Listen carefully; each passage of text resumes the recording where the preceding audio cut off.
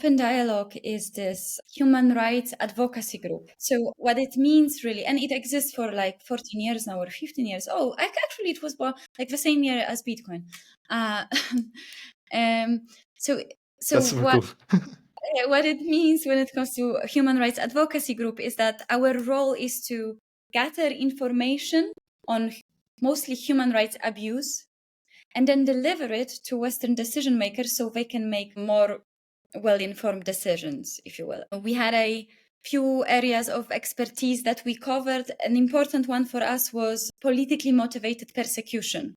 So we were very much engaged in, for example, fighting for political prisoners, gathering data on political prisoners, and then showing it to Western decision makers so they put a certain pressure on authoritarian countries, which led to release of many individuals. But we are also a very strongly pro-Ukrainian organization. Ludmila is actually from Ukraine.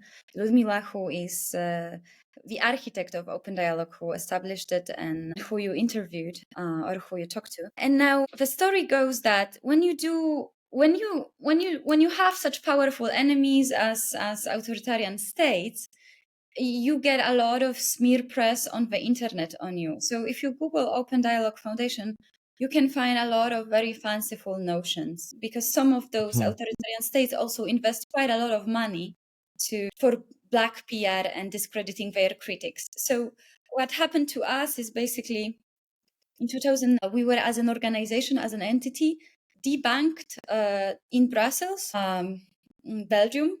And this also concerned the leadership of the Open Dialogue Foundation, like Ludmila. So from one day to another, we just lost our rights to banking. And none of the banks wanted to have ODF. And this is quite serendipitous because, as I see it right now, in hindsight, because we discovered Bitcoin and because we were forced to, right?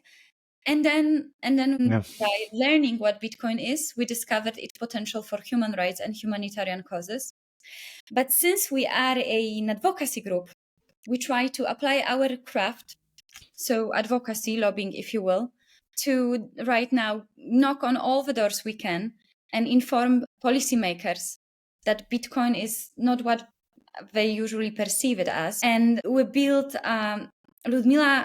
Ludmila was, I have much appreciation for her efforts. Like, we built this Building True Change, BTC, if you will, coalition, which gathers activists from across the globe, really various countries, various continents, but also some industry leaders, industry educators. And together as this group, we jump on calls or arrange meetings with policymakers and tell them real life stories of how we use Bitcoin.